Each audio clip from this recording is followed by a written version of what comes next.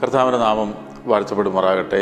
ഈ തലമുറയിൽ ദൈവഹിതം നിവർത്തിക്കുക എന്ന ലക്ഷ്യത്തോടെ പ്രവർത്തിച്ചു വരുന്ന ബരാക്ക ഇൻ്റർനാഷണൽ മിനിസ്ട്രീസിൻ്റെ ദി വേർഡ് ഓഫ് ട്രൂത്ത് എന്ന വേദ പഠന പരമ്പരയിലേക്ക് നിങ്ങളെ ഏവരെയും ഹാർദവമായി സ്വാഗതം ചെയ്യുന്നു.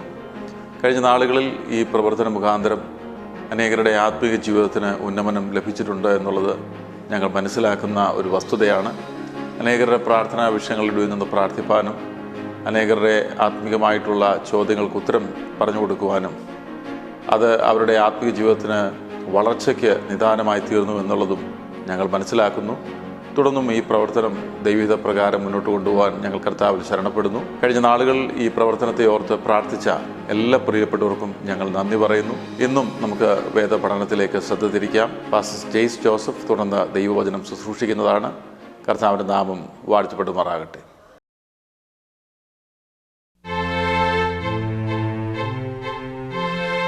ബരാക്ക ഇൻ്റർനാഷണൽ മിനിസ്ട്രീസിൻ്റെ വേർഡ് ഓഫ് ട്രൂത്ത് പ്രോഗ്രാമിലേക്ക് നിങ്ങളെല്ലാവരെയും സ്വാഗതം ചെയ്യുന്നു. കർത്താവ് യേശു ക്രിസ്തുവിൻ്റെ നാമത്തിലുള്ള സ്നേഹവന്ദനത്തെ അറിയിക്കുന്നു.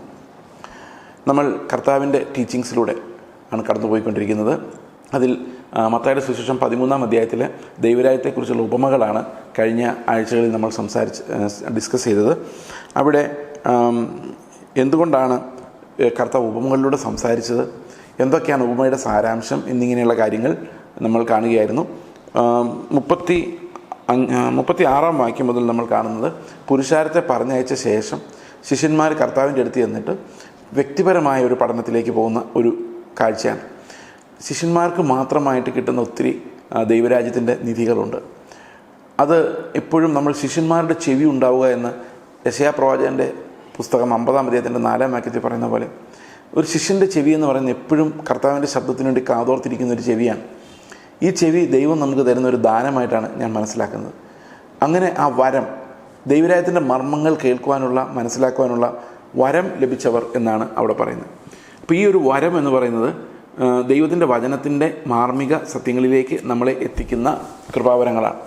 ഇവിടെ നമ്മൾ മനസ്സിലാക്കേണ്ട ഒരു പ്രധാനപ്പെട്ട കാര്യം, ഇത് സൗജന്യമാണ് എങ്കിലും വില കുറഞ്ഞതല്ല. നമ്മൾ സൗജന്യമായതിനെല്ലാം വില കുറഞ്ഞതായിട്ടാണ് സാധാരണ കാണുന്നത്.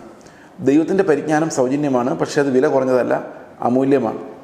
അത് ബാക്കി എന്തിനേയും നമുക്ക് നഷ്ടപ്പെടുത്തി കളയാൻ തക്കവണ്ണം അമൂല്യമാണ്. കർത്താവിൻ്റെ വചനം കേൾക്കുവാൻ, പരിജ്ഞാനം പ്രാപിക്കുവാൻ ലോകത്തിലുള്ള ഏത് ധനത്തെക്കാളും അത് വിലയേറിയതായതുകൊണ്ട് വേറെ ഏത് ധനവും അതിനു വേണ്ടി വേണ്ട എന്ന് വയ്ക്കുവാൻ ശക്തിയുള്ളതാണ്. അങ്ങനെ നമ്മളെക്കൊണ്ട് തോന്നിപ്പിക്കുവാൻ ശക്തിയുള്ളതാണ് ദൈവരാജ്യത്തിൻ്റെ പരിജ്ഞാനത്തിൻ്റെ ഉപദേശങ്ങൾ എന്നുള്ളതാണ്. അപ്പോൾ ഇവിടെ അവസാനം പറഞ്ഞ ഉപമ കളകളുടെ ഉപമയാണ്. ഈ വയലിൽ കള വിതച്ച ശത്രുവിനെക്കുറിച്ചാണ് ഇവിടെ പറയുന്നത്. നമ്മൾ കഴിഞ്ഞ ആഴ്ച ചർച്ച ചെയ്തൊരു പ്രധാനപ്പെട്ട കാര്യം, വയൽ ലോകമെന്നാണ് കർത്താവ് പറയുന്നത്. എന്നാൽ നമുക്ക് ഈ ഉപമ കേൾക്കുമ്പോൾ സഭയിൽ നടക്കുന്ന കാര്യം പോലെ തോന്നും. കാരണം ഒരാൾ വിത്ത് വിതയ്ക്കുന്നു, വയലിൽ അനേകം ചെടികളുണ്ടായി വരുന്നു, നല്ല തൈകളുണ്ടായി വരുന്നു. അതിൻ്റെ കൂടെ ദുഷ്ടൻ കളയെ വിതയ്ക്കുന്നു, രണ്ടും ഒന്നിച്ച് വളരുന്നു. അത് ഒന്നിച്ചെടുത്ത് കളയാൻ പറ്റാത്ത ഒരവസ്ഥയിൽ ഇരിക്കുന്നു. അവസാനം വരുമ്പോൾ ഇതെല്ലാം ശേഖരിക്കും, നല്ലതിനെയും തീയതിനെയും സെപ്പറേറ്റ് ചെയ്യും, തീയതിനെ ശരിക്കും തീക്ക് ഇട്ട് കളയും, ചുട്ട് കളയുമെന്ന് അവിടെ നമുക്ക് വായിക്കാം. അവിടെ പറഞ്ഞിരിക്കുന്നത്, തീച്ചൂളയിലിടും, അവിടെ കരച്ചിലും പല്ലിടിയും ഉണ്ടാകും, അന്ന് നീതിമാന്മാർ തങ്ങളുടെ പിതാവിൻ്റെ രാജ്യത്തിൽ സൂര്യനെ പോലെ ശോഭിക്കും. അപ്പോൾ ഇതൊരു ജഡ്ജ്മെൻറ്റിനെ കുറിച്ച് പറയുന്ന കാര്യമാണ്, ലോകത്തിൻ്റെ ജഡ്ജ്മെൻറ്റിനെ കുറിച്ച് പറയുന്ന കാര്യമാണ്. പക്ഷെ നമുക്കിത് കേൾക്കുമ്പോൾ തോന്നുന്നത് സഭയുടെ കാര്യമായിട്ടാണ്. സഭയുടെ കാര്യമായിട്ട് തോന്നാനുള്ള കാരണം ലോകം തന്നെയാണ് ഇന്ന് സഭ എന്നുള്ളതാണ്. നമ്മൾ ലോകത്തിൽ എവിടെ നോക്കിയാലും ഈ ലോകത്തിൽ നടക്കുന്ന സാമൂഹ്യമായ മാറ്റങ്ങൾ സഭയിലും അതുപോലെ തന്നെ നടക്കുന്നുണ്ട്. ഈ സാമൂഹ്യമായ മാറ്റങ്ങൾ എന്ന് പറയുന്ന എല്ലാം തീർത്തും തെറ്റായ മാറ്റങ്ങൾ എന്ന് പറയാൻ സാധിക്കില്ലെങ്കിലും ഈ സാൻമാർഗികമായ കാഴ്ചപ്പാടുകൾ സഭയ്ക്കകത്തും വളരെ ശക്തമായിട്ട് ഇടകലർന്നു വരുന്നുണ്ട്. നമുക്കറിയാം, ലോകത്തിൽ ഇന്ന് കാണുന്ന ലിബറലിസം, മോറൽ ലിബറലിസം എന്ന് പറയുന്നത് വളരെ ശക്തമായിട്ട് നമ്മുടെ ഇടയിൽ കാണുന്ന ഒരു കാര്യമാണ്.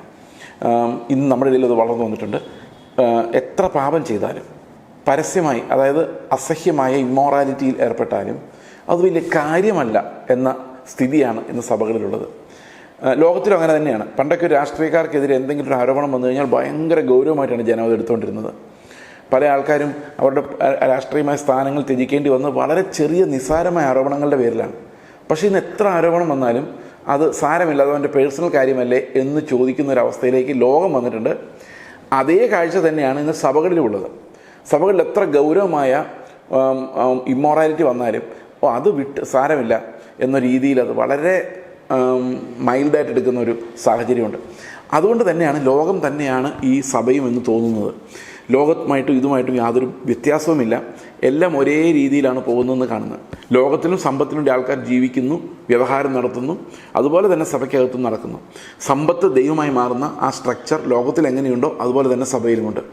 ശരിക്കും പറഞ്ഞു കഴിഞ്ഞാൽ ഞാൻ ചിന്തിക്കുന്നത് കർത്താവിൻ്റെ കാലത്ത് ശിഷ്യന്മാരോട് പറഞ്ഞ ഉപമ അത് ഇന്നത് വളരെയധികം അതിൻ്റെ പ്രസക്തി വർദ്ധിക്കുകയും അതിൻ്റെ ഓരോ പരിച്ഛേദം നമ്മൾ സമൂഹത്തിൻ്റെ ഏത് പരിച്ഛേദം എടുത്താലും അത് അതുപോലെ ആപ്ലിക്കബിൾ ആണ് എന്നുള്ള രീതിയിൽ വന്നിരിക്കുകയാണ്. ഇപ്പം പ്രധാനമായിട്ട് സംഭവിച്ചിരിക്കുന്ന അന്ത്യകാലത്ത് സംഭവിച്ചിരിക്കുന്ന ഒരു കാര്യം എന്ന് പറയുന്നത് ശരിക്കും പറഞ്ഞു കഴിഞ്ഞാൽ കളകളാണ് കൂടുതലും വിതയ്ക്കപ്പെടുന്നത്. ഇതിനിടയിൽ ചില വിത്തുകൾ വന്നു പെടുന്നതാണ്. ശരിക്കും പറഞ്ഞു കഴിഞ്ഞാൽ പാടത്ത് കൊയ്ത്ത് കഴിഞ്ഞ ശേഷം അവിടെ ചില വിത്തുകൾ അവശേഷിക്കും. പക്ഷേ അത് വളരെ കുറച്ച് വിത്തുകൾ മാത്രം നല്ല വിത്തുകൾ കാണുള്ളൂ. പിന്നീട് അതിനെ കളകൾ വന്ന് മൂടും. ആ ഒരു അവസ്ഥയാണ് ഇന്ന് സഭകളിൽ മിക്കവാറും കാണുന്നത്. ശരിക്കും പറഞ്ഞു കഴിഞ്ഞാൽ വളരെ കുറച്ച് വിത്തുകളുടെ ഇടയിൽ വളരെ കുറച്ച് വിത്തുകളുടെ ഇടയിൽ വളരെ എന്താ പറയുക അധികം കളകൾ പെരുകി വരുന്ന, സമ്പത്തിനെ നോക്കി നടക്കുന്ന ആളുകൾ പെരുകി വരുന്ന ഒരു സാഹചര്യമാണ് ഇന്ന് നമ്മുടെ ചുറ്റും കാണുന്നത്. അപ്പോൾ അതുകൊണ്ട് ഈ ഉപമ എങ്ങനെ ലോകത്തിന് ആപ്ലിക്കബിൾ ആണോ അതുപോലെ തന്നെ ലോകത്തിൻ്റെ എല്ലാ പരിച്ഛേദങ്ങൾക്കും എല്ലാ ക്രോസ് സെക്ഷൻസിനും സഭ ഉൾപ്പെടെ ഇത് ആപ്ലിക്കബിളായിട്ടാണ് ഇന്ന് വരുന്നതെന്നുള്ളതാണ്. അതുകൊണ്ട് ഇത് ലോകത്തെക്കുറിച്ചുള്ളതാണെങ്കിലും it looks like the church.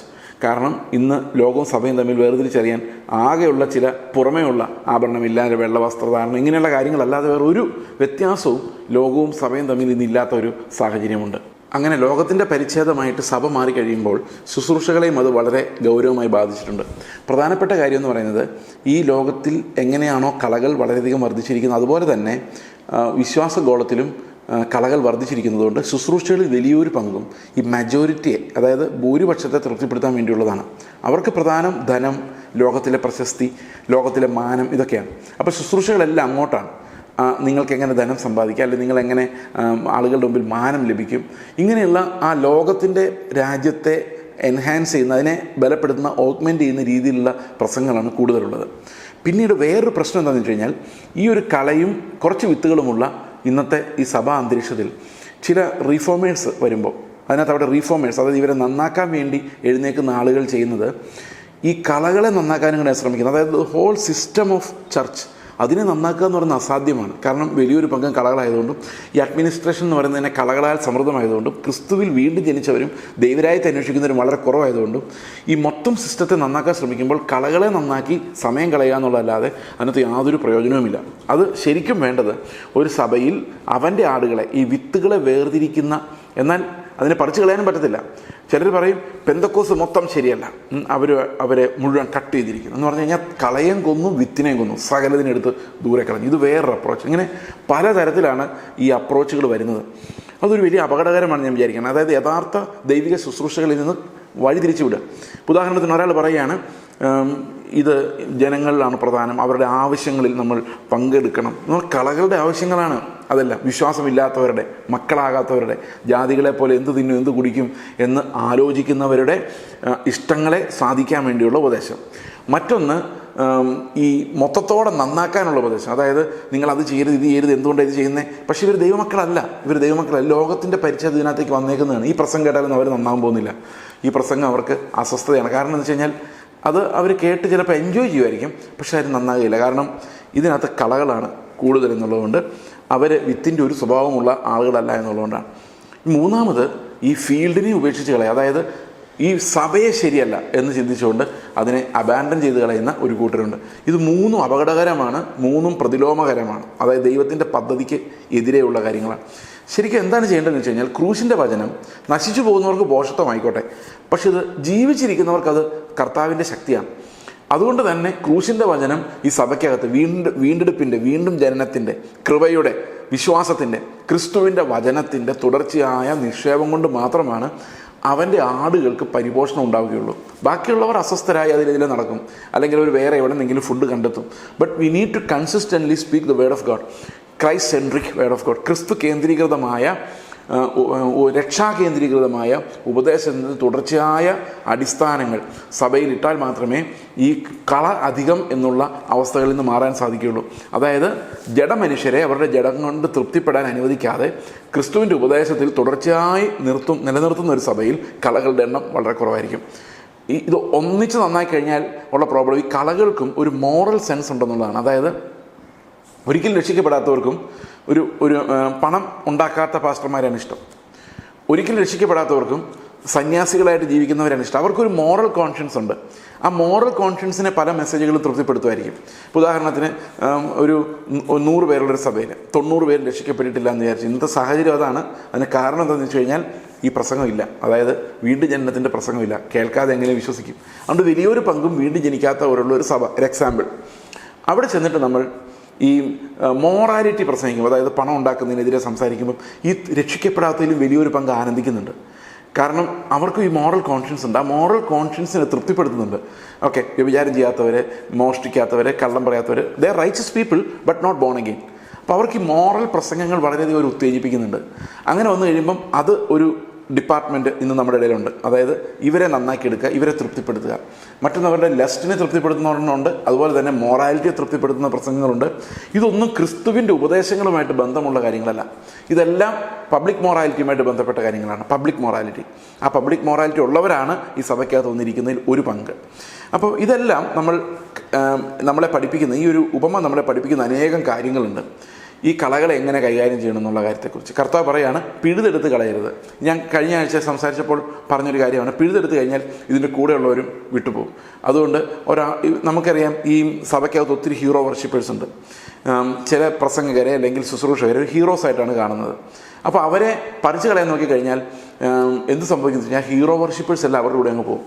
ഞാൻ കഴിഞ്ഞ ദിവസം അത്ഭുതത്തോടെ ഓർത്തൊരു കാര്യമാണ്, വളരെ മോശമായൊരു കർമ്മത്തിൽ പിടിക്കപ്പെട്ട ഒരു പാസ്റ്റർ സഭയിൽ നിന്ന് പുറത്താക്കി. അവരുടെ കൂടെ ഉണ്ട് 25-30 പേര് ഇറങ്ങിപ്പോകാൻ. എന്തുകൊണ്ടാണെന്ന് വെച്ച് കഴിഞ്ഞാൽ ഈ ഒരു ഹീറോ വർഷിപ്പിംഗ് അല്ലെങ്കിൽ അഭിഷിക്തനെ തുടരുത് എന്നിങ്ങനെയുള്ള ദുരുപദേശങ്ങൾ, അതായത് ശുശ്രൂഷകർക്ക് ഒരു ഹീറോ പരിവേഷം നൽകുന്ന രീതിയിലുള്ള പുകഴ്ത്തലുകൾ, അവരുടെ ഉയർത്തലുകൾ, ഇതെല്ലാം സഭയെ വളരെ വളരെ ബാധിച്ചിട്ടുണ്ട്. സഭയുടെ ഫാബ്രിക്കിനെ ബാധിച്ചിട്ടുണ്ട്. സഭയുടെ മോറൽ കോൺഷ്യൻസിനെ ബാധിച്ചിട്ടുള്ള കാര്യമാണ്. അതുകൊണ്ട് പ്രിയ സഹോദരങ്ങളെ, കർത്താവ് പറയാണ്, ഇതിങ്ങനെ വളരട്ടെ, ഇതിങ്ങനെ പോട്ടെ. അപ്പോൾ നിത്യജീവൻ്റെ വചനമാണ് ഒരു സഭയിൽ തുടർച്ചയായിട്ട് പ്രസംഗിക്കുന്നതെങ്കിൽ, അല്ലെങ്കിൽ ക്രിസ്തുവിൻ്റെ ശിഷ്യത്വത്തെക്കുറിച്ചാണ് അവിടെ തുടർച്ചയായിട്ട് പ്രസംഗിക്കുന്നതെങ്കിൽ എന്താണ് സംഭവിക്കുന്നതെന്ന് നമുക്ക് നോക്കാം. അവിടെ കുറച്ച് ആൾക്കാർ എപ്പോഴും ആനന്ദിക്കും. ഇത് കേട്ടിട്ട് രക്ഷയുടെ വചനം കേട്ട് ആനന്ദിക്കുന്ന, അതിൽ അവരുടെ രക്ഷയോർത്ത് സ്തോത്രം ചെയ്യുന്ന ഒരു ഗ്രൂപ്പ് ഉണ്ടാവും. വേറൊരു ഗ്രൂപ്പ് ഇയാൾ പ്രസംഗിക്കുന്നതിനകത്ത് നല്ല പോയിന്റുകളുണ്ടോ എന്ന് നോക്കിക്കൊണ്ടിരിക്കുന്ന ആളുണ്ടാവും. അല്ലെങ്കിൽ എന്തെങ്കിലും കുറ്റം കണ്ടുപിടിക്കാൻ വേണ്ടി ഇരിക്കുന്ന ആൾക്കാരുണ്ടാവും. അവരെല്ലാം അങ്ങനെ തന്നെ ഇരിക്കും. പക്ഷേ ഇതെല്ലാം ഒന്നിച്ചു വളരും. ഒന്നിച്ചു വളരുന്ന സമയത്ത് അന്ത്യകാലത്ത് മാത്രമേ ഈ കതിരിനെ വേർതിരിക്കാൻ സാധിക്കുകയുള്ളൂ. ആ സമയത്തേക്ക് കതിരുകളെ ഒരുക്കുന്നതിന് ഈ കർത്താവിൻ്റെ ആലയിൽ കൂട്ടിവെക്കുന്ന കളപ്പുരകളിൽ കൂട്ടിവെക്കുന്ന ഗോതമ്പ് മണികളെ സ്ട്രോങ് ആക്കുന്നതിന് ഉള്ള ഉപദേശം സഭയിൽ മിസ്സായി പോകാൻ പറ്റത്തില്ല. കാരണം വീണ്ടെടുക്കപ്പെട്ടവർ മാത്രമേ, കർത്താവിൻ്റെ ശബ്ദം കേട്ടവർ മാത്രമേ, ശിഷ്യന്മാരുടെ ചെവിയുള്ളവർക്ക് മാത്രമേ അത് കേൾക്കാനും അറിയാനും സാധിക്കുകയുള്ളൂ. ആ വചനം തുടർച്ചയായി എല്ലാ സഭകളിലും പ്രസംഗിക്കപ്പെടും എന്നുള്ളതാണ് ഇതിനുള്ള ഏറ്റവും നല്ല സൊല്യൂഷൻ. വേറൊരു സൊല്യൂഷനും ഇല്ല എന്നുള്ളതാണ് എനിക്ക് മനസ്സിലാകുന്നത്. അപ്പോൾ ഈ വേർതിരിവ് എന്നെങ്കിലും ഒരു കാലത്ത് സഭയിൽ വെളിപ്പെടും. അത് കർത്താവിൻ്റെ വരവിലാണെന്നാണ് കർത്താവ് പറയുന്നത്. അതിനു മുമ്പ് ഇതെല്ലാം ഒന്നിച്ചായിരിക്കും വളരുന്നത്. നമ്മുടെ കൈപ്പിടിയിൽ ഒതുങ്ങാത്ത രീതിയിൽ ഇത് സ്ലിപ്പായി പോയിട്ടുണ്ടെന്നുള്ളതാണ് സത്യം. It has gone beyond our control. കാരണം സഭകളെ നമുക്ക് തിരുത്താൻ പറ്റാത്തൊരവസ്ഥയിലേക്ക് പോയിട്ടുണ്ട്. അവർ തെറ്റാന്ന് മനസ്സിലായാലും they love their brand, their identity. ഞങ്ങൾ ഈ സഭയിലുള്ള ആളാണ്, അതുകൊണ്ട് ഈ സഭയിലെ ഞങ്ങൾ പോവുകയുള്ളൂ. ഇങ്ങനെയൊക്കെയുള്ള ഒരു ഐഡൻറ്റിറ്റിയിലാണ് ഒത്തിരി ആൾക്കാരും വളരുന്നത്. സഹോദരങ്ങളെ, നിങ്ങളുടെ ബ്രാൻഡിനെ സ്നേഹിച്ചാൽ, നിങ്ങളുടെ തിയോളജിക്കൽ ബാക്ക്ഗ്രൗണ്ടിനെ സ്നേഹിച്ചാൽ, പാരമ്പര്യങ്ങളെ സ്നേഹിച്ചാൽ, കഴിഞ്ഞ ദിവസം ഒരാൾ പറഞ്ഞാൽ പാരമ്പര്യമൊന്നും നമുക്കില്ല, എന്നാലൊരു പൈതൃകമുണ്ടല്ലോ. ഇത് രണ്ടും ഒന്ന് തന്നെയാണ്. അതിന് പല ഷെയ്ഡുകളാണ്. If you are proud of anything other than Christ, നിങ്ങൾ ക്രിസ്തുവിലല്ലാതെ എന്തിനെങ്കിലും പുകഴുകയോ പ്രശംസിക്കുകയോ അഹങ്കരിക്കുകയോ ചെയ്യുന്നുണ്ടെങ്കിൽ, അത് നിങ്ങളുടെ സഭയുടെ ബ്രാൻഡായാലും നിങ്ങളുടെ പാസ്റ്റർ ആയാലും നിങ്ങൾ സ്നേഹിക്കുന്ന ഏതെങ്കിലും ഒരു സബ്സ്റ്റൻസ് ഈ ലോകത്ത് ക്രിസ്തു അല്ലാതെ ഉണ്ടെങ്കിൽ you are A slave and your eyes will you will never have the ears of a disciple. ഒരു ശിഷ്യൻ്റെ ചെവി ഉണ്ടായിരിക്കില്ല. കാരണം ഈ മന്ദത നമ്മുടെ സെൻസുകളെ ബാധിക്കും. അതുകൊണ്ട് പ്രിയ സഹോദരങ്ങളെ, ക്രിസ്തു നിങ്ങളെ സാക്ഷാൽ സ്വതന്ത്രരാക്കിയെങ്കിൽ സ്വതന്ത്രരെ പോലെ ചിന്തിക്കുക, ഒബ്ജക്റ്റീവിൽ ചിന്തിക്കുക, വചനത്തെ മെഡിറ്റേറ്റ് ചെയ്യുക. നിങ്ങളുടെ സഭ വിട്ട് ഓടിപ്പോയതുകൊണ്ട് യാതൊരു കാര്യവുമില്ല. എന്നാൽ ഒരു സഭയിൽ ക്രിസ്തുവിനെ അസൽ പ്രസംഗിക്കുന്നില്ലെങ്കിൽ അവർ ലോകത്തെക്കുറിച്ചും മോഹങ്ങളെക്കുറിച്ചും ഉപജീവന ചിന്തകളെക്കുറിച്ചുമാണ് മുഴുവൻ വിഷയങ്ങളും കൈകാര്യം ചെയ്യുന്നതെങ്കിൽ നിങ്ങൾ അവിടെ ഇരുന്നത് കൊണ്ടും വലിയ കാര്യമൊന്നുമില്ല. ഇത് നമ്മൾ ആത്മാവിൽ വിവേചിച്ച് ചെയ്യേണ്ട കാര്യങ്ങളാണ്. കർത്താവിനെക്കുറിച്ച് ഒരിക്കലും കേൾക്കാത്തൊരു സഭയിൽ ജീവിതകാലം മുഴുവൻ ചെലവഴിച്ചിട്ട് എന്ത് ലാഭമാണുള്ളത്? ആ കളകളുടെ കൂടെ ഇരുന്ന് നശിച്ചു പോകാമെന്നുള്ളതല്ലാതെ, അല്ലെങ്കിൽ ആ നിത്യജീവൻ ആരോഗ്യമുള്ള ലൈഫ്, സ്പിരിച്വലി ഹെൽത്തി ആയിട്ടുള്ള ലൈഫ് പ്രാപിക്കാൻ പറ്റാതെ, ആവശ്യത്തിന് പോഷകം കിട്ടാതെ ഈ എന്താ പറയുന്നത്, കളകൾ എവിടെ വേണേലും വളരുമല്ലേ? നിങ്ങൾ ശ്രദ്ധിച്ചിട്ടുണ്ടോ? കളകൾക്ക് വളരാൻ പ്രത്യേകിച്ച് എന്തെങ്കിലുമൊക്കെ മതി അവർക്ക്. അത് രസകരമായതൊക്കെ കേട്ട് അവരങ്ങനെ വളർന്നോളും. പക്ഷെ ജീവൻ്റെ വചനമില്ലാതെ ഒരു കതിരിന് സർവൈവ് ചെയ്യാൻ സാധിക്കില്ല. അത് വളരെ എല്ലും തോലുമായ ഒട്ടും ആത്മീക വളർച്ചയില്ലാത്ത അനേകം ആൾക്കാർ ഈ കളകളുടെ ഇടയിൽ പെട്ടുപോയിട്ട് അവരെ പൂർണ്ണഫലം, പ്രത്യാശയുടെ പൂർണ്ണഫലം പുറപ്പെടുവിക്കാൻ പറ്റാതെ ഇന്നത്തെ സഭകളിൽ ഇരിപ്പുണ്ട് എന്നുള്ളതാണ് ഏറ്റവും ദയനീയമായൊരു കാര്യം. ഇത് കർത്താവ് പ്രത്യേകിച്ച് പറയുന്നുണ്ട്, ചെവിയുള്ളവൻ കേൾക്കട്ടെ. ചെവിയുള്ളവർക്ക് മാത്രമേ ഇത് കേൾക്കാൻ പറ്റുള്ളൂ. അത് ഞാൻ പറഞ്ഞു, ശിഷ്യന്മാരുടെ ചെവി എന്ന് പറയുന്നത് എല്ലാ ഉപമകൾ മനസ്സിലാക്കാൻ, കർത്താവിൻ്റെ ഉപദേശത്തിൻ്റെ എല്ലാ പരിജ്ഞാനങ്ങളും മനസ്സിലാക്കുവാൻ ഈ ശിഷ്യന്മാരുടെ ചെവി എന്ന് പറയുന്നത് വളരെ പ്രധാനമാണ്. അപ്പോൾ നമ്മൾ കളകളെ എങ്ങനെയാണ് സമീപിക്കേണ്ടത് എന്നുള്ളത് ശരിക്കും പറഞ്ഞു കഴിഞ്ഞാൽ ഞാൻ ചിന്തിച്ചിട്ടുണ്ട്. കളകൾ ഉള്ളതുകൊണ്ടാണ് വിത്തുകൾ ചില കാര്യങ്ങളിൽ പെർഫെക്റ്റ് ആകുന്നത്. ഉദാഹരണത്തിന്, ക്രിസ്തുവിനെ മനസ്സിലാക്കാത്ത 5-6 പേര് നിങ്ങളുടെ ചുറ്റും ഇരിക്കുകയാണെങ്കിൽ നിങ്ങൾക്ക് നിങ്ങളുടെ വിശ്വാസം ബലപ്പെടുന്നത് കാണാൻ പറ്റും. You can see you are getting stronger. കാരണം എതിർപ്പുകൾ വരുന്നിടത്താണ്. അതായത് എന്നെ മനസ്സിലാക്കാൻ പറ്റാത്ത ആളുകൾ, എൻ്റെ വിശ്വാസത്തെക്കുറിച്ച് പറയുമ്പോൾ മനസ്സിലാക്കാൻ പറ്റാത്ത ആളുകൾ നമ്മുടെ വിശ്വാസത്തെ ശരിക്കും ശോധന ചെയ്യുകയും പരിശോധിക്കുകയും നമ്മൾ ഉറപ്പുള്ളവരാണോ എന്ന് നോക്കുകയും ചെയ്യും. അത് നമ്മുടെ വിശ്വാസത്തെ അനേകം പരീക്ഷകളിലൂടെ സ്ഥിരപ്പെടുത്തും. അപ്പോൾ എപ്പോഴും നമ്മൾ കളകളെക്കുറിച്ച് കുറ്റം പറഞ്ഞിട്ട് കാര്യമില്ല. They are needed there. അവരവിടെ ആവശ്യമാണ്. എന്തുകൊണ്ട് ആവശ്യമാണെന്ന് വെച്ച് കഴിഞ്ഞാൽ അതുകൊണ്ടുകൂടെയാണ് അവർ പറിച്ചു കളയാത്തതിൻ്റെ ഒരു കാര്യം. കാരണം ഈ കളകൾ നമ്മുടെ ചുറ്റുമുള്ളപ്പോൾ, നമ്മൾ ഉപദ്രവിക്കുന്നവർ അല്ലെങ്കിൽ നമ്മളെക്കുറിച്ച് ഏഷന് പറയുന്നവർ നമ്മുടെ ചുറ്റുമുള്ളപ്പോൾ തീർച്ചയായിട്ടും നമ്മളത് വിശദീകരിക്കുമെന്നുള്ളതിന് സംശയമൊന്നുമില്ല. God will definitely use that for our cleansing, for our sanctification. അപ്പോൾ വിശുദ്ധന്മാരുടെ പെർഫെക്ഷൻ, അതാണ് സഭയുടെ ഉദ്ദേശം, ഉപദേശങ്ങളുടെ ഉദ്ദേശം. ആരൊക്കെയാണോ കർത്താവിൻ്റെ ആടുകൾ, അതറിയില്ല നമുക്ക്. ഇടയിൽ ആര് വേണേലും ആടായി മാറുക എന്ന് പറഞ്ഞാൽ ആടായി മാറുക എന്നുള്ളതല്ല, ആര് വേണേലും വീണ്ടും ജനിക്കുകയും ചെയ്യാം. ഇതിനിടയിൽ കളകളായിട്ട് ഇന്നിരിക്കുന്ന പല ആളുകളും ഈ വചനം തുടർച്ചയായിട്ട് പ്രസംഗിക്കപ്പെടുമ്പോൾ അവിടെ വീണ്ടും ജനിക്കുകയും ചെയ്യാം, ആർക്ക് വേണമെങ്കിലും. അപ്പോൾ അതുകൊണ്ട് നമുക്ക് ഈ ഒരു കാര്യത്തിലേക്ക് നമ്മൾ പോയിൻ്റ് ചെയ്യുമ്പോൾ ഈ കളകളെ എങ്ങനെ കൈകാര്യം ചെയ്യണം എന്നുള്ളതിനെക്കുറിച്ച് വ്യക്തമായൊരു വിശദമാണ് ഈ വചനം നമുക്ക് തരുന്നത് എന്ന് ഞാൻ വിചാരിക്കുന്നു. ഇനി നമ്മൾ കാണുന്ന 2 ഉപമകൾ, 44 മുതൽ 46 വരെയുള്ള ഉപമകൾ നമ്മൾ വായിക്കുമ്പം 2 ഉപമകളാണ്.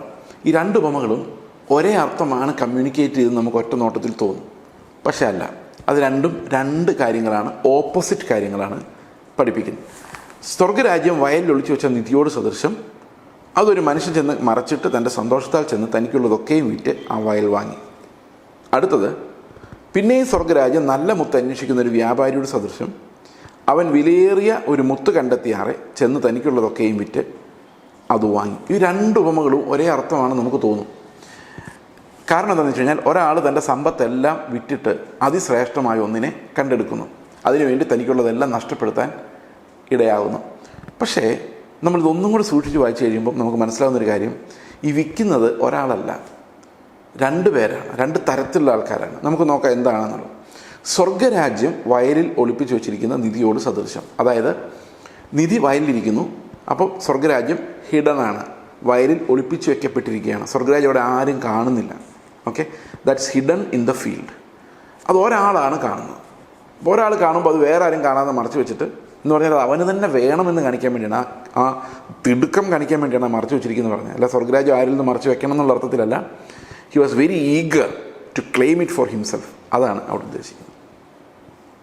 അപ്പോൾ സ്വർഗരാജ്യം വയലിൽ ഒളിപ്പിച്ചു വെച്ച നിധിയോട് സദൃശ്യം. അപ്പോൾ സ്വർഗരാജ്യം ഈസ് ഹിഡൻ. ഇനി 2ാമത്തെ ഉപമ നോക്കി. സ്വർഗരാജ്യം നല്ല മുത്ത് അന്വേഷിക്കുന്ന ഒരു വ്യാപാരിയോട് സദൃശ്യം. കണ്ടോ? അപ്പോൾ ഇവിടെ നല്ല മുത്ത് നല്ല മുത്തല്ല ദൈവരാജ്യം, ഹിഡനായിട്ടിരിക്കുന്ന നല്ല മുത്താണ്, അതിനെ അന്വേഷിച്ചാണ് നടക്കുന്നത്. പക്ഷെ ഇവിടെ സ്വർഗരാജ്യം എന്ന് പറയുന്നത് നല്ല മുത്തല്ല.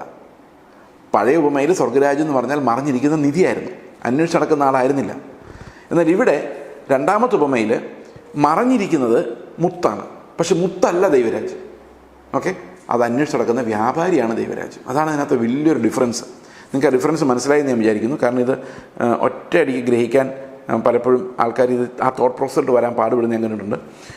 ഒന്നും കൂടെ നമ്മളൊന്ന് ചിന്തിച്ച് നോക്കിക്കഴിഞ്ഞാൽ, സ്വർഗ്ഗരാജ്യം ആദ്യത്തെ ഉപമയിൽ ഒളിഞ്ഞിരിക്കുകയാണ്.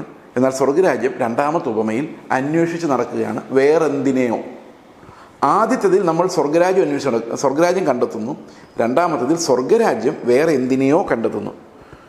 ഓക്കെ, നമുക്ക് ആദ്യത്തെ നോക്കാം. സ്വർഗ്ഗരാജ്യം വയലിൽ ഒളിച്ചു വെച്ച നിധിയോട് സദൃശ്യം. അപ്പോൾ ഞാൻ എൻ്റെ ലൈഫ് നോക്കിക്കഴിഞ്ഞാൽ, ഞാൻ പലതിനെയും വില കൊടുത്ത് ലോകം, ജ്ഞാനം, ലോകത്തിൻ്റെ നല്ല വാക്ക്, പഠനം, ഇങ്ങനെയുള്ള അനേകം കാര്യങ്ങൾക്ക് ഇമ്പോർട്ടൻസ് കൊടുത്ത് ജീവിച്ചിരുന്ന ഒരാളാണ്. അപ്പോൾ എനിക്ക് പല ലക്ഷ്യങ്ങളുണ്ടായിരുന്നു, പല സ്വപ്നങ്ങളുണ്ടായിരുന്നു. അങ്ങനെ ഇരിക്കെ ഈ ദൈവരാജ്യം എന്ന് പറയുന്ന ഒരു നിധി ഞാൻ കാണുകയാണ്.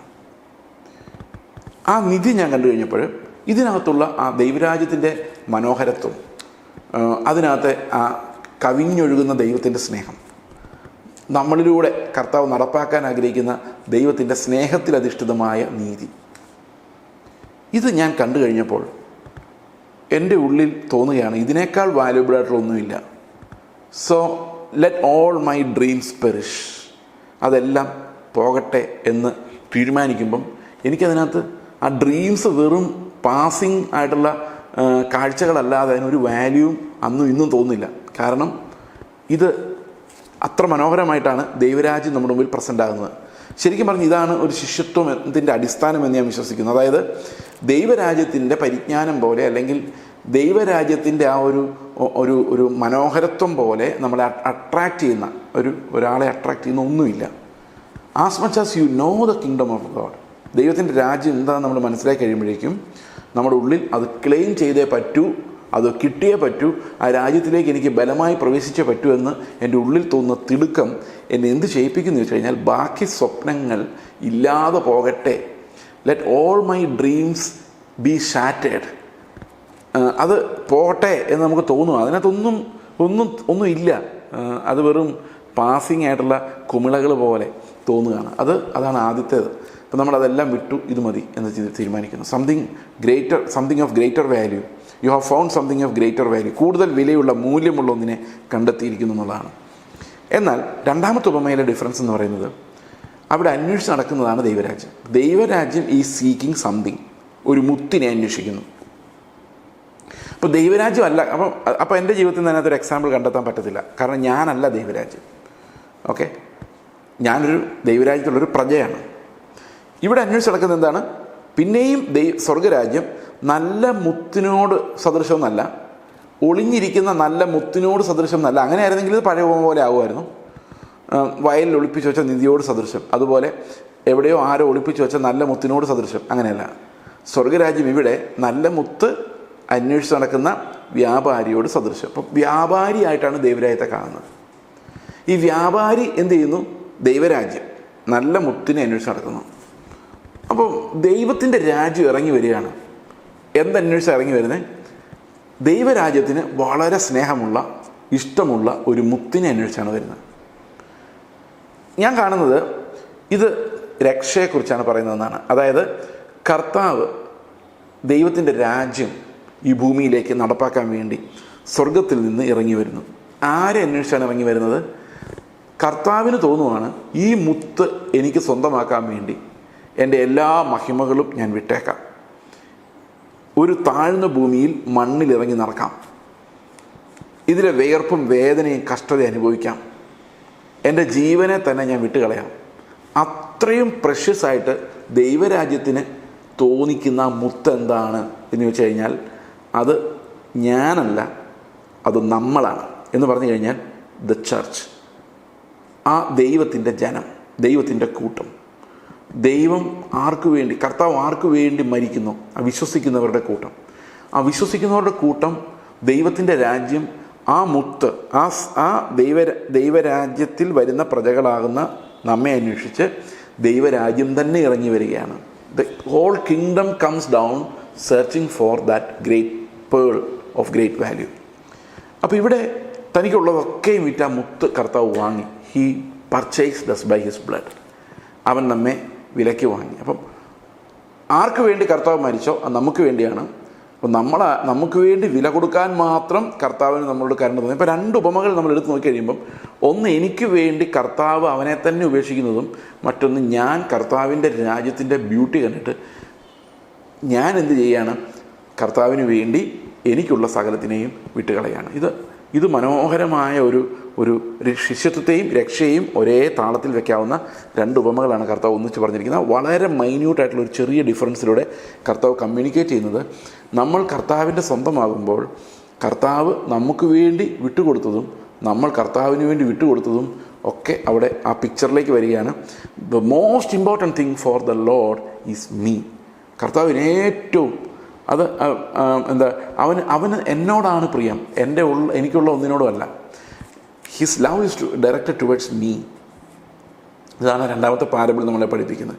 നമ്മൾ കൊടുക്കുന്ന പണമല്ല, നമ്മൾ സ്പെൻഡ് ചെയ്യുന്ന ടൈമല്ല, നമ്മുടെ സ്വഭാവമല്ല, നമ്മുടെ ഏത് അവസ്ഥയുമല്ല. ദൈവത്തിന് പ്രിയം ഞാനെന്ന് പറയുന്ന ആ നിസ്സഹായനായ, പാപിയായ, കർത്താവിന് ശത്രുവായ, പ്രയോജനമില്ലാത്ത ഞാനോടാണ്, ഞാൻ ഇൻ കോമസ്, ഈ ഞാനോടാണ് കർത്താവിന് സ്നേഹം. ഈ ഒരു സ്നേഹമാണ് അവിടെ കാണുന്നത്. അപ്പോൾ എനിക്ക് തിരിച്ച് അത് തന്നെയാണ് ഈ ദൈവരാജ്യം എന്ന് പറയുന്ന സ്നേഹത്തിൽ അധിഷ്ഠിതമായ, ദൈവത്തിൻ്റെ നീതിയിൽ അധിഷ്ഠിതമായ ഒരു രാജ്യം എൻ്റെ മുമ്പിൽ വെളിപ്പെട്ട് വരുമ്പോഴേക്കും എനിക്കുള്ള ബാക്കിയുള്ളതെല്ലാം നിഴലുകളായി. When I look into the glory of the Lord, when I gaze upon that loveliness of the Lord, കർത്താവിൻ്റെ മഹത്വത്തെ കാണുമ്പോൾ, എൻ്റെ മനോഹരത്വം കാണുമ്പോൾ എൻ്റെ ചുറ്റുമുള്ളതെല്ലാം നിഴലുകളായി മാറുന്നു. ഇങ്ങനൊരു പാട്ടുമുണ്ട്, നിങ്ങളൊരു പക്ഷേ പാടിയിട്ടുണ്ടാകാം. എൻ്റെ ചുറ്റുമുള്ളതെല്ലാം നിഴലുകളായി മാറുന്നു, അത് വാല്യൂ ഇല്ലാത്തതായി മാറുന്നു എന്നുള്ളതാണ് ഈ ഉപമ നമ്മളെ പഠിപ്പിക്കുന്നത്. ഈ 2 ഉപമകളും കൂടെ ചേർത്ത് വയ്ക്കുമ്പോൾ ശിഷ്യത്വത്തിൻ്റെ മനോഹരമായ ഒരു ചിത്രം നമുക്ക് കാണാൻ സാധിക്കും. ഇത് ഞാൻ നേരത്തെ ഇനി 2 ഉപമകൾ കൂടിയാണ് അവശേഷിക്കുന്നത്. അപ്പോൾ കളകളുടെ ഉപമയും ഇതും തമ്മിലുള്ള വ്യത്യാസം എന്ന് പറയുന്നത്, ഈ കളകൾ എന്ന് പറയുന്ന ആളുകൾ ഒരിക്കലും ഈ വാല്യൂ ഓഫ് ദ കിങ്ഡം കണ്ടിട്ടുള്ളവരല്ല, അറിഞ്ഞിട്ടുള്ളവരല്ല. അങ്ങോട്ട് കണ്ണു തുറന്നിട്ടില്ല. നമ്മൾ 44-ാം വാക്യത്തിലെ ആ ഉപമ ഒന്നുകൂടെ വായിച്ചു നോക്കിയാൽ, സ്വർഗരാജ്യം വയലിൽ ഒളിച്ചു വെച്ച നിധിയോട് സദൃശ്യം, അതൊരു മനുഷ്യൻ കണ്ട് മറച്ചിട്ട് തൻ്റെ സന്തോഷത്താൽ ചെന്ന് തനിക്കുള്ളതൊക്കെയും വിറ്റ് ആ വയൽ വാങ്ങി. അപ്പോൾ ഇതിനകത്ത് കാണേണ്ട ഒരു കാര്യം, ഒന്നാമത്തെ കാര്യം, ഈ നിധി നമ്മൾ കാണണമെന്നുള്ളതാണ്. കാണാതെ ഒരിക്കലും നമുക്കതിൻ്റെ വാല്യൂ മനസ്സിലാവില്ല. നമുക്ക് നമ്മളെ തന്നെ ഉപേക്ഷിക്കണമെങ്കിൽ, നമ്മൾ തന്നെ പ്രധാനമല്ല എന്ന് ചിന്തിക്കണമെങ്കിൽ, നമ്മുടെ ഉള്ളിൽ ഈ വയൽ എത്ര മനോഹരമാണ്, എത്ര വിലയേറിയതാണ്, അതിനകത്ത് നിധി എന്ത് ഭയങ്കരമാണെന്ന് എനിക്ക് മനസ്സിലാവണം. 2, അത് സ്വന്തമാക്കാൻ എനിക്ക് സന്തോഷം തോന്നണം. അപ്പോൾ സന്തോഷമാണ് എന്നെ എല്ലാം വിട്ട് കളഞ്ഞേക്കാമെന്ന്, അല്ലാതെ നിർബന്ധമല്ല. നമ്മൾ പലപ്പോഴും വിചാരിക്കുന്നത്, ഈ പ്രസംഗം കേൾക്കുമ്പോൾ നമ്മൾ ചിന്തിക്കും, ഇത് ഉപേക്ഷിച്ചാലേ പറ്റുള്ളൂ. നിങ്ങൾ ഉപേക്ഷിക്കുന്നില്ല, ഉപേക്ഷിക്കേണ്ട, നിങ്ങൾക്ക് സന്തോഷം ഉണ്ടെങ്കിൽ അത് തന്നെ പൊക്കോളും. അല്ലാതെ നമ്മളായിട്ട് കളയാൻ പറ്റത്തില്ല. നമ്മളായിട്ട് കളഞ്ഞാൽ നമ്മൾ ദൈവരാജ്യത്തിലല്ല പ്രവേശിക്കുന്നത്, നമ്മുടെ രാജ്യത്തിൽ തന്നെയാണ് പ്രവേശിക്കുന്നത്. കാരണം എന്താണ്? കളഞ്ഞവൻ എന്ന ഗമയാണ് വരുന്നത്. അതേസമയത്ത് ദൈവരാജ്യത്തിൻ്റെ മഹത്വം കണ്ടിട്ട് നമ്മൾ വിട്ട് കളയുമ്പം കളഞ്ഞവൻ എന്നല്ല തോന്നുന്നത്, ദൈവരാജ്യം കൃപയാൽ അനുഭവിച്ചവൻ എന്നാണ് മനസ്സിലാകുന്നത്. അതുകൊണ്ട് പ്രിയ സഹോദരങ്ങളെ, ദൈവം ഈ ഒരു ആഴമുള്ള ബന്ധത്തിലേക്ക്, നമുക്ക് ബാക്കിയെല്ലാം നിഴലുകളായിട്ട് തോന്നുന്ന ആഴമുള്ളൊരു ബന്ധത്തിലേക്ക് കർത്താവ് നമ്മളെ നയിക്കുമാറാകട്ടെ. നമുക്ക് പ്രാർത്ഥിക്കാം. ഞങ്ങളുടെ സ്വർഗ്ഗസ്ഥ പിതാവേ, അങ്ങയുടെ നാമത്തെ ഞങ്ങൾ മഹത്വപ്പെടുത്തുന്നു. ഞങ്ങൾക്ക് വേണ്ടി ഇറങ്ങി വരുവാൻ കർത്താവെ, ഈ സഭയെ കർത്താവെ, അങ്ങയുടെ കൂട്ടത്തെ ഒന്നിച്ചു ചേർത്ത് കർത്താവെ അതിനുവേണ്ടി മരിക്കുവാൻ, ഒന്നാക്കി ക്രിസ്തുവിൽ ആ സഭയെ പിതാവിന് മുമ്പിൽ സമർപ്പിക്കുവാൻ വേണ്ടി കർത്താവോട് അനുഭവിച്ച എല്ലാ കഷ്ടങ്ങളെയും ഞങ്ങൾ ഓർക്കുന്നു കർത്താവെ. ആ സ്നേഹം, ആ വലിയ സ്നേഹത്തിൻ്റെ ഉപദേശം കർത്താവെ ഞങ്ങൾ മനസ്സിലാക്കിയപ്പോൾ, ദൈവരാജ്യത്തിൻ്റെ ശക്തി മനസ്സിലാക്കിയപ്പോൾ, മറ്റുള്ളതെല്ലാം നിഴലുകളായി മാറുന്ന ആ ഒരു സ്നേഹത്തിലേക്ക് ഞങ്ങളെ അവിടെ നിന്ന് നടത്തണമെന്ന് പ്രാർത്ഥിക്കുന്നു. കർത്താവായ യേശു ക്രിസ്തുവിൻ്റെ നാമത്തിൽ തന്നെ.